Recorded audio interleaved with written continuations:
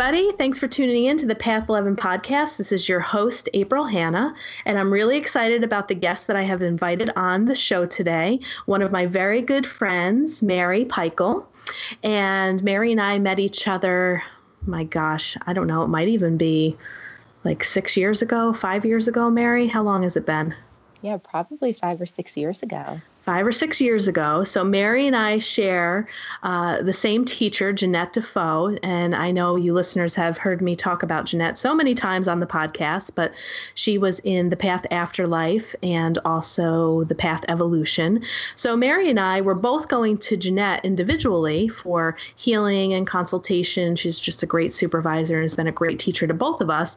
And then Jeanette ended up holding a retreat at Full Moon Resort in Phoenicia? Yeah, the Full Moon retreat, I think. Yeah, it was a fire ritual.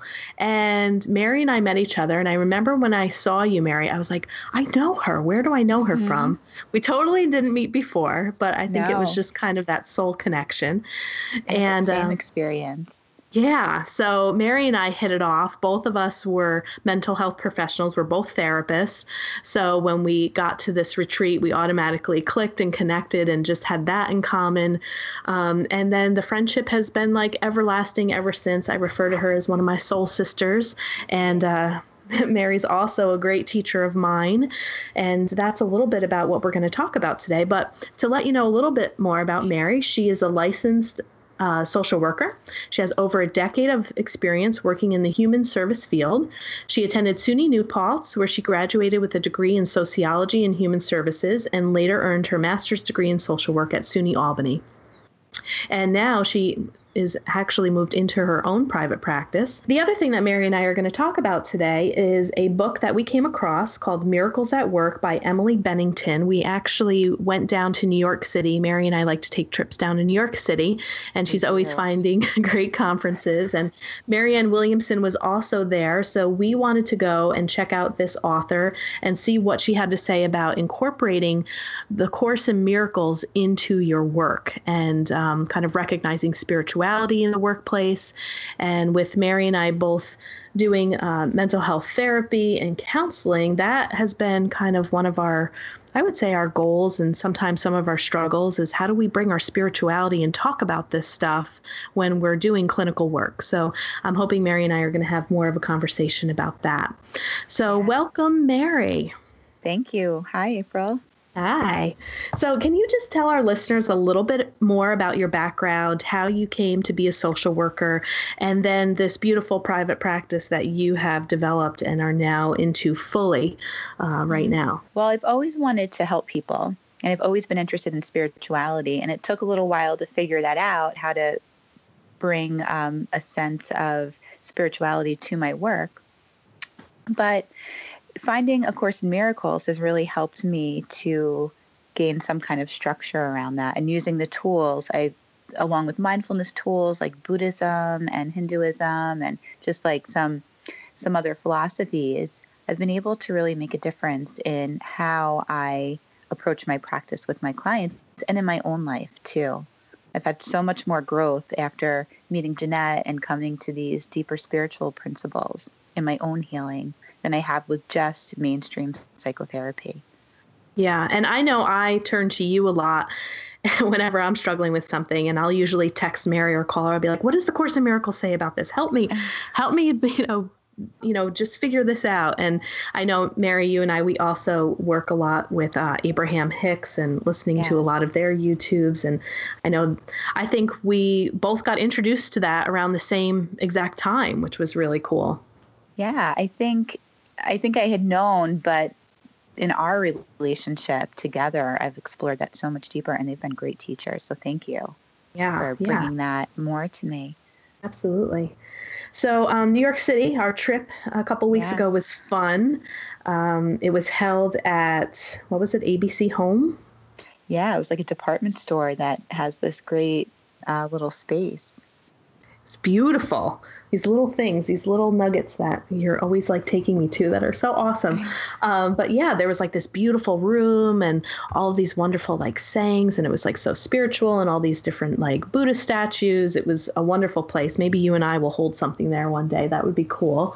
Right. Yeah, but so Emily Bennington, the author of Miracles at Work, was presenting her book, and it was cool that we got a chance to hear Marianne Williamson talk for about 15 minutes. Mm-hmm. And so I know that we were talking offline a little bit, and there were certain chapters that we wanted to talk about on our podcast here. But what would you say overall was kind of the biggest take home for you with this book, and how did it resonate with you?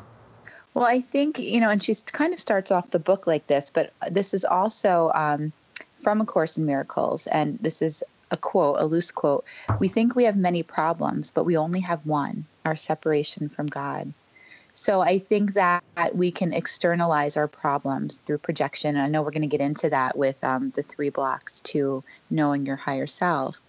But the separation that we feel, right? We come down and I become this human named Mary, and you're this human named April, and we have these egos, and the egos ground us in this separation. But the egos also try and define and solve our problems. And if we get too caught up in that ego aspect, we suffer. We look to the ego to solve our problems, and the ego is not a problem solver. The ego will look for the solution to the problem, but its main goal is to not let us ever find it. I think there's a quote, the ego searches for love, but it's designed never to find it. So in all of these things that we experience external to us, we're always looking for the external solution. Maybe if this coworker doesn't behave like this anymore, or if I get this other job, or I make this money, or, whatever we can surmise with this in our career, we really have to come back to the idea that the only problem is that we're not seeing ourselves and other people in our reality. We're more focused on the separation. And I think that seems to be the basis of her perspective for this book. Yeah, and I thought it was interesting right in the introduction where she was talking about there was it was called the Pew Research Survey on Religious Trends, and it found that roughly 84% of the global population identifies with a particular tradition of faith. Yet she was going in to say, but we're not really bringing any type of spirituality into the workplace or really talking about it. It's kind of kept separate. Yeah, I think there's a big stigma, right, around religion and separation and, even in our country in general. One of the things she says in the book is that, if you want to be spiritual in your work and you want to show up spiritually, you don't even necessarily have to talk about it. You just have to show up in action. Right. Yeah, and I remember her when we were there at the at her book reveal that she was talking about wanting to be more authentic and bringing her love for the Course in Miracles and how much it has helped her out into the work that she's doing. And she thought that she was going to get a lot of backlash from that, but actually what happened, like things just took off after that. Right. And I think that's a lot about, in some of the stuff in the Course in Miracles, it's about finding that authenticity of self, just being really reconnecting to who you truly are. Yes. And one of the things I think that she brings up, and of course they talk about this in A Course in Miracles too, is that you can't really see it in yourself or hold it in yourself until you're willing to extend that viewpoint to other people. And that's also a Buddhist practice. It's called generosity. It's one of the main practices in cultivating compassion, loving kindness. And generosity is basically namaste, being willing to see the highest in yourself, in whatever you're experiencing, the opportunity or the assignment underneath it, and other people as well. And generosity is a practice that we give to ourselves, but we also have to give it out to other people. Yeah, and I'm trying to find where it was in her book, but she was giving a couple of examples of somebody really struggling and working with a coworker, and how she says, once you begin to apply some of the principles of A Course in Miracles, that your relationships at work can become so much easier. The way that problems are being thrown at you, or trying to find certain solutions and not feeling so overwhelmed or stressed if you're applying some of the Course principles. Right. She talks about there's 50 miracle principles right in the beginning of A Course in Miracles. And they're sort of like the guidelines, the things, the intentions that you should have if you're going to really live from a miracle-minded perspective.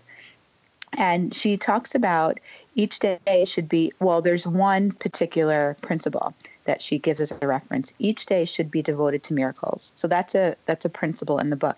And she gives us the idea or the practice that we can use these 50 principles, or, whichever one we might feel called to use in a day, and replace the word miracle with thoughts of love. So I've been using this since I read this. Each day should be devoted to thoughts of love. And we can use this when we're triggered by other people, when we're triggered by our own expectations of ourselves or of our career. And this would be part of that practice. So you find things that help you to practice this generosity. Or even me, like the idea of namaste, I'll just practice it like in the grocery store. As I go down the aisles, I'll just quietly namaste to the person walking by me. So we can practice this in times where we're not so triggered, so that when the triggering times come, we're a little bit more grounded and we have the ability to extend this generosity. Yeah, absolutely. And I like the way that she said to replace that saying with miracle, because sometimes when people hear the word miracle, they may go to the extreme of something that has to be so big and so profound. Right. A miracle is a shift in perception from fear to love. That's all a miracle is. So when they talk about miracles, I think at this talk, Marianne said, you're the faucet. We're the conduit for source, right? So source would be the water. We have to be the faucet. We have to be in our authenticity. And by using our mind, right? It's really our mind that chooses the lane. So our mind can choose ego and suffering and all of that stuff, or our mind can step over into a perception of love. And we just need a willingness. We don't even necessarily have to feel it. An intention, a prayer, meditation, an act of kindness, that's an intention. It's a willingness. And when you put that out there, things start to change for you. We don't change ourselves, right? We don't change the habit. We just take small little actions that over time culminate a shift, right? From fear-based thinking into more love-based thinking. And then that changes our experience. And I think that's what she's really talking about at work, that all of these external experiences with other people and, with where we are trying to go really needs to start with us rather than these external things that are happening or what's happening to us or our perceptions, really. I'd like the quote on page 42. At the bottom of the page, she says, "Wherever there is fear, it's because you have not made up your mind. Yeah. Your mind is therefore split and your behavior inevitably becomes erratic." I like that one. That also reminds me of Abraham. I remember one time they were talking about bipolar, and their definition of bipolar disorder kind of reminds me of this, where there's this kind of ability to access this great power, but this inability or misunderstanding of how to harness it. Yeah, absolutely. And I know that we wanted to talk a little bit about, which was the chapter? Oh, I know that you were saying offline that you wanted to talk a little bit more about what spiritual intelligence is. Can you explain that? Because this was the first time that I've actually read it, and I know you have a better handle on it. But what is she talking about exactly when she's referring to this spiritual intelligence? Because I've heard the phrase emotional intelligence and things of that, but the spiritual intelligence, that was a new concept for me. Spiritual intelligence is, it's kind of what we've been talking about. It's recognizing that our only problem really is our separation from love or from God or the universe or, your true self, whatever language you want to use. Course in Miracles calls it God or Holy Spirit, but, you don't need to call it that. It's in whatever way you connect. And it's understanding that, this is a quote from the book, there is no you, just God. You are in the mind of God. And yourself does not need salvation, but your mind needs to learn what salvation is. That's a quote from A Course in Miracles. And the seed of salvation is this, and this is another quote, "You are doing this to yourself." And I think that if we can come to that understanding, right, that all the problems lie really within our perception, and our viewpoint of how we're experiencing things, and that we truly are not separate, and that our essence is this love. And if we can extend that out to other people, we're going to be working so much differently in our lives. We're going to be interacting so much differently. And I think that that is one of the main principles of really cultivating spiritual intelligence. And the Buddhists would call this cultivating the art of loving kindness, which would be compassion. And compassion is leading, or living with compassion is living with spiritual intelligence. Right. And that's what I got a lot out of this book, too, especially when she was trying to work through a certain issue with one of her coworkers or friends or somebody that she was coaching that was really struggling with somebody that she could not stand at work. And she kept coaching that woman to basically say, like, can you see yourself in him? Right. And can you see the connectedness? And made her like answer these 3 questions over and over and over until finally she was able to soften and be able to see him as herself and and see that connection. Yeah, I think she asked her, or suggested that she pray for peace for him. Right. Which is, that's something that I use a lot, sometimes more easily than others. And it's also, that is a practice I give to almost all of my clients. And there's so much resistance to that practice. But I think there's so much resistance because oftentimes it's what we really need to heal. And when we find the thing that we need to heal, all of that resistance comes up. But, our mind will take over and make it seem like it's something that we shouldn't be doing. And I think she talks about this. I'm sorry, go ahead. No, go ahead. She talks about forgiveness in the book, too. And that's a quote of spiritual intelligence. And forgiveness is really, it's not necessarily saying that what the person has done is okay, or, you're just going to forget about it. Forgiveness is the choice. So again, this is, a practice in miracle, shifting perception. It's a choice to detach yourself from your perceptions and your thinking about the person and or situation that's causing you suffering. So, there's a different way to look at forgiveness than we might with our Western minds initially want to receive it. It's really just an allowing yourself to let go of the stories and the attachments that are, bringing you into a place where you're not feeling good and you're suffering, and whatever might come of that for you. And do you want to talk a little bit about maybe giving an example of how you use this with your clients and having them either pray for the person that they're really upset with or angry with, and talk a little bit more about that resistance that you've gotten from clients when you might offer this as a suggestion? Yeah, I mean, the minute with a lot of people, and in myself included, right? It's a concept that takes some time to digest. And with anything, this is changing a habit. We're habituated culturally and through our own reinforcements of how we respond to things to, want to respond in a certain way. And not only that, our brains and our bodies, whatever we're doing the most, our brains and our bodies support that. That's why we get a feeling, right? So if we are judging somebody, we might get a little rush of like adrenaline, and the minute we say maybe we should send this person some peace, there's resistance, but we feel it physically in our body. Our bodies get in alignment with where our minds are. And a lot of times it's just working past that body's conditioning to recondition, what neural pathways are responding to what is up for us. I hope that makes sense. Yeah. That could be like a whole other thing that we could get off on. But, I go there with clients. We talk about our conditioning and why it's so hard to change how we see things. And it's very much a practice or a demonstration in willingness and faith in the beginning. But, it doesn't take that much. It feels like a lot. But if we just keep a little consistency and we just keep the willingness and we just do those practices anyway, whether we really feel in alignment with them or not, eventually we come into alignment with them. It just happens. Again, we're the faucet, right? Miracles happen to us, through us. If we want a miracle, if we want that healing, if we want to let go of that anger, if we want to let go of that addiction, whatever it might be, we have to start seeing things differently. And I think this is in Gabby Bernstein's new book, The Universe Has Your Back, just to go off on a tangent. I really love how she put this. She talks about how to receive the miracle. And we have to be looking at things from a loving perspective, because love is the conduit for miracles. And if we want the change to come, we have to create the space or the energy. And we do that through a loving perspective.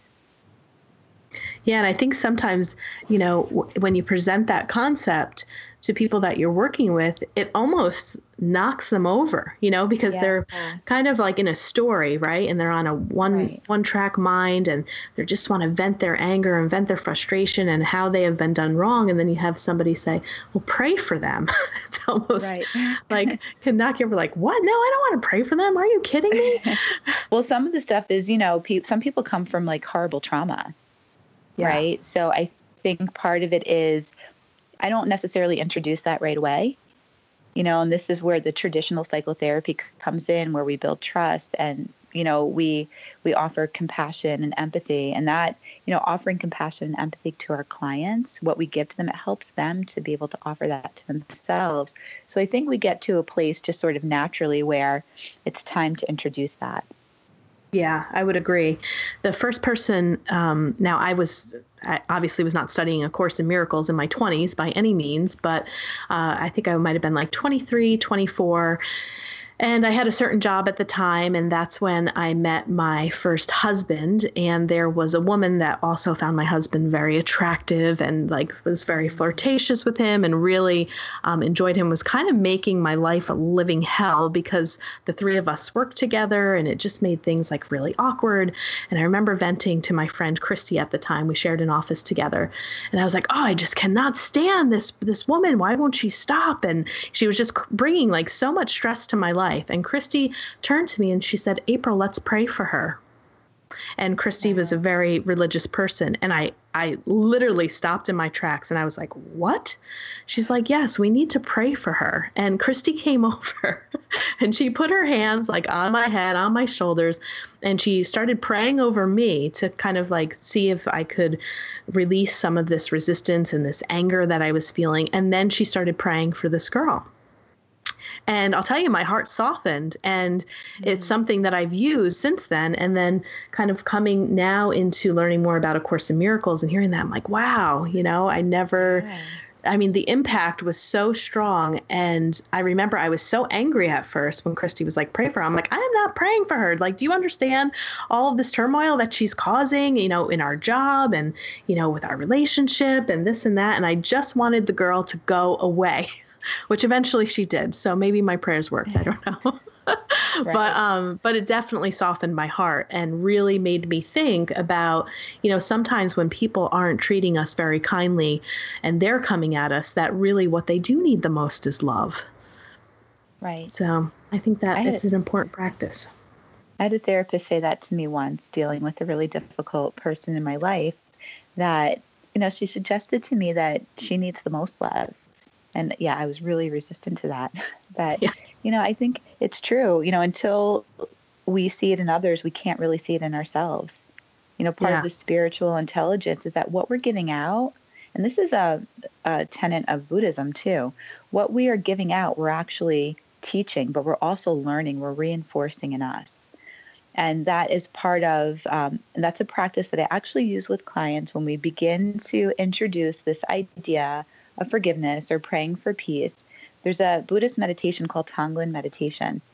And in our Western culture, we're so conditioned to, when we're meditating, breathe in the peace and breathe out the darkness, right? So this is a bit opposite. The Buddhists believe, through all suffering is joy. So if suffering is present, it's a great opportunity. Chogyam Trungpa, he's a great Buddhist Zen master teacher. He says, you don't go out looking for people to abuse you or shitty situations, but if you happen to find them, use them.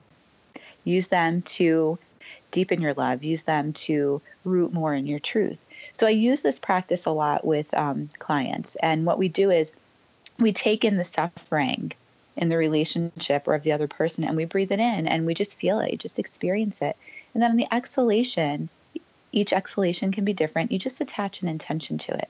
Peace or understanding or whatever it might be. And you don't have to feel this, right? You just have to intend for it. And what that does is it shows you on a certain level that everything that you need is within you.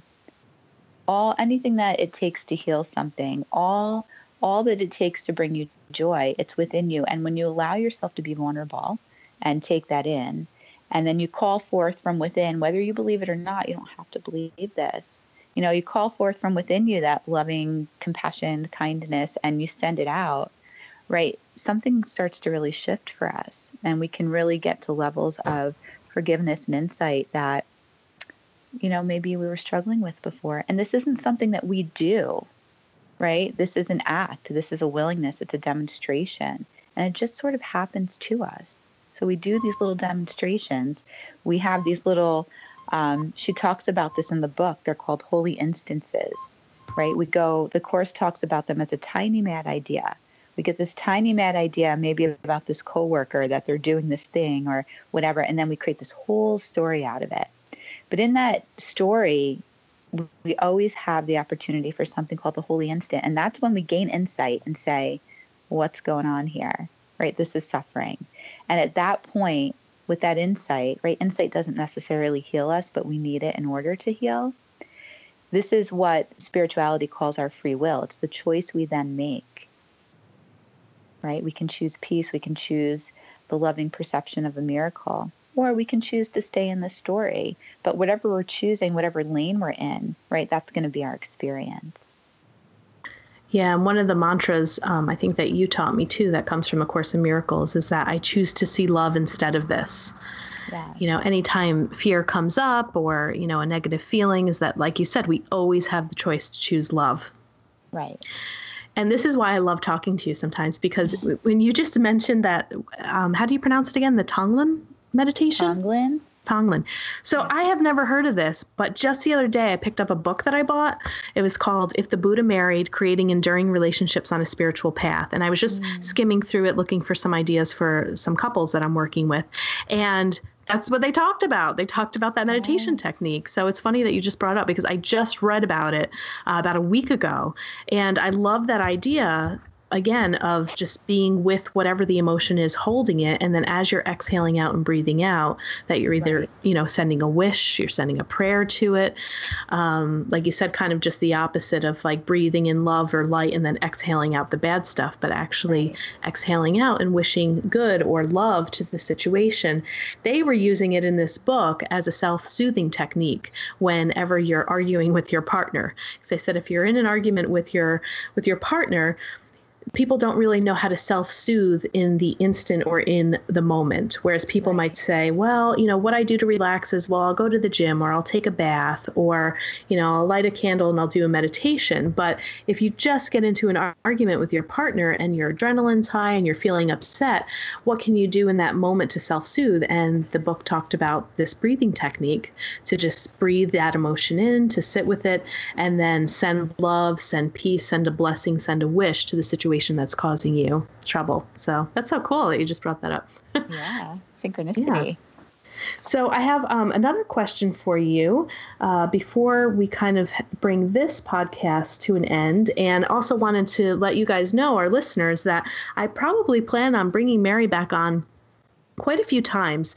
I think that we just have really fun conversations. We have a lot to talk about. I was thinking about calling it Conversations with Mary, and having Mary just explain a little bit more, because we don't have a whole lot of time today, but to explain a little bit more of what she does in her practice and how she incorporates Buddhism and things of that sort. But one of the questions that I wanted to ask you is, do you use the word God in your practice with your clients? Like, as you've come to become more of a student in A Course in Miracles, and, they use that word quite a bit, I guess one question is, how does that sit with you? How does it sit with your clients? And are you becoming more comfortable with using that term in your sessions? Yeah, good question. I do use the word God. I have used it from the beginning. So the minute that I really started bringing spirituality into my practice, I use the word God, but I also use other words. I use the universe. I use divine consciousness, whatever it might be. And I always, explain to my clients that it really doesn't matter how we connect. You can even use the word peace, right? I heard somebody say once, even an atheist can receive a miracle. So it's just really about connecting to that that power within you in whatever way you connect to it, be it nature or whatever it is. And I've had, yes, many conversations with people that, are kind of bothered by the word God, and just how to not throw the baby out with the bathwater when it comes to maybe some spiritual things that are helping you. So yeah, I do use it. I use it all the time. I feel really connected to it. I grew up Catholic. I went to Catholic school. There's a lot of dogmas. I remember my mom telling me when I was younger that as long as I felt bad for what I did, I would be forgiven. And I really had to work through that Catholic guilt. It is for real, Catholic guilt. But I never, despite all of that, I never had such a resistance to that word. Yeah, I see the dogma possibly in that stuff. But, we can connect in many, many, many ways. I had a couple of atheists in some of my meditation groups, and we had some great conversations around it. Sometimes it's just another way for the ego to try and get us to drop this whole coming to know who we are thing and stay locked in engagement with it instead. Yeah, great. Well, thank you. And I wanted you to talk more about that just in case if there are other listeners out there who might also be mental health professionals and have a spiritual practice of their own and they're, a little afraid or they aren't quite sure how to integrate this into their work, that sometimes hearing our stories are pretty helpful for people. Yeah, God is love, basically. I mean, that's what it comes down to. And in most of, the traditions, if you kind of read into it and you look deeper, they all kind of have the same definition. Yeah, absolutely. So before we end this podcast, is there anything else that you wanted to say about the book, Miracles at Work, or something that you wanted to share with the audience that you thought would be a good takeaway for them to hear? I think that, generally the book just shows us how to create a internal internal locus of control. And in psychotherapy, internal locus of control is our ability to self-regulate despite what's going on in the world around us, right? If we're too caught up in this person or this job or this whatever it is that might be coming at us at work, we're not going to have much power.